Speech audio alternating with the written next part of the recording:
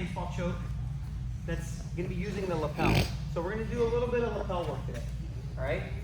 So a lot of times in the baseball choke, if you guys ever held a baseball bat, right? You don't hold the baseball bat far away from like your grips have to be close, right? You can't hold a baseball bat like this and think you're going to swing and hit. So your pinky and your pointer finger must touch at all times, right?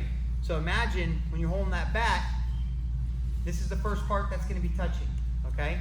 So when you make that grip here on your partner, okay, my thumb slides in to the back of the collar. My fingers will go face up into the front of the collar, all right? So when I do that, my fingers, you see where they are? They're past the Carlos Machado logo, right? That's what I'm looking for. I want to get into that shoulder, okay? I want to get into that meat of that shoulder here. When I get that far, then I'm going to pull this in, okay? Why do I do it that way? A lot of people, when they grip the collar stuff, right, they grip it right on here. And this is impossible to grip, so you got to get behind it. But if you're just right behind it, it's not good enough. Shoot further, okay? So get as deep as you can to make that grip. And my thumb being right there by my bottom of the hand, my pointer finger will now sit right where my pinky finger is, all right? It's gonna be touching. If they're separated, I don't care how good you are, this choke no longer works, okay? There's no pressure here on Coach Phillip. So look, I'm here, now simply by me dropping my elbow, is this tighter now? Oh yeah. It's a lot tighter, okay? So, instead of me doing a traditional baseball choke here, I'm gonna start using this collar, because if I'm here and I got the nice cross face and he's got his hand here, I'm gonna start pulling out his collar here, okay? Now I'm gonna feed this collar all the way down, around, into where my hand is facing down now. I want my palm down, all right? And now, everything you just learned on knee on belly, it's gonna make this thing a whole lot more beautiful, all right? So from here, I take this collar and I pull. I'm gonna take my hand, I'm gonna grip his pants, I'm gonna lock my elbow down. And if you guys know Professor Ernesto, he does this all the time to people. Mm-hmm. He puts that hand, that just blade of his elbow right across your low abdomen, and he locks you in. And from here, we're gonna punch up and we're gonna jump knee on belly. Bang, right? Now this is a 2-for-1 special, okay? Why I say that? 1, I have knee on belly. 2, I'm going for the baseball choke.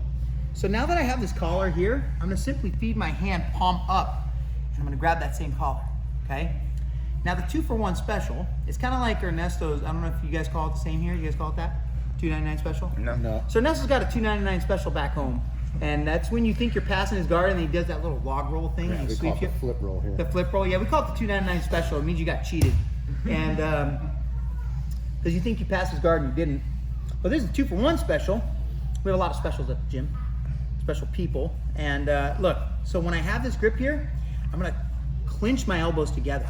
Like I'm holding a baseball bat. I'm gonna get ready to bat his head off. Now here's your 2-for-1. If he grabs my hands to defend the grip of the choke, that's when I put that knee on belly and I pull him into me, okay? That's the first special. So guess what he does now with his hands? He pushes the knee on belly. And when he hip escapes, I drop and then I walk, right? So I'm giving him the option of his own death, right? I'm saying take what you like, okay? Kari, self-sacrifice, or firing squad, whatever you want, my man.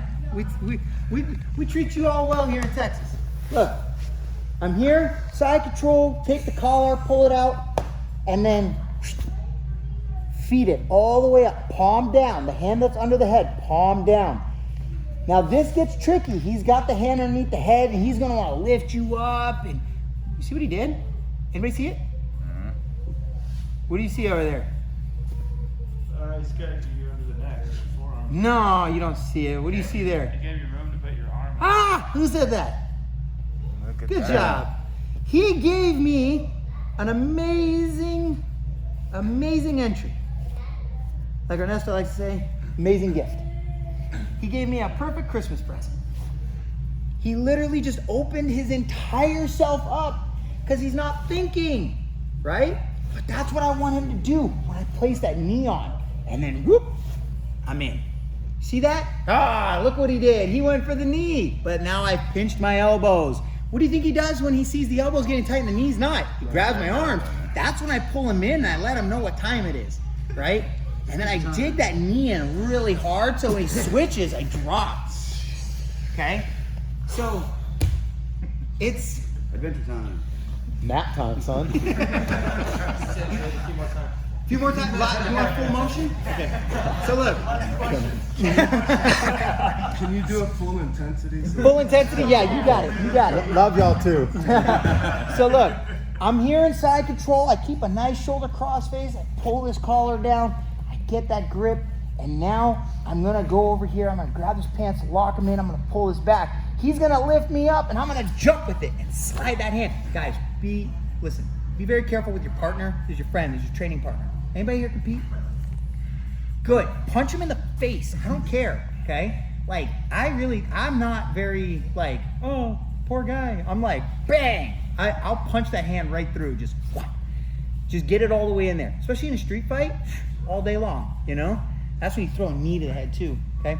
So look, I'm here. Look at my fingers. Pinky and pointer finger touch at all times. They do not separate. And here's the biggest trick to a baseball choke, okay? When you have this grip, this is how you have to think of how you finish this choke. Pull that collar apart from itself. Pretend like you're ripping that collar open, okay? You have this grip and you're trying to pull it open like this, okay? You're just doing this, all right? That's all you want to do. You just want to pull it back, okay? If you pull the left hand back and the right hand back from itself, that choke is going to get tighter because your elbows are going to pinch as you do the same thing. And then it's going to make the forearm blade go right across his carotids, and he's done, okay? So, I'm here, collar through, pop up, hand under, pinch my elbows. Now, you can either walk to the left and keep going, keep going, keep going. You could stay on the knee on the belly, force him to go for the knee on the belly, and then he drops, and then you pull him towards you, and you sink it down. You just keep sinking him down, okay?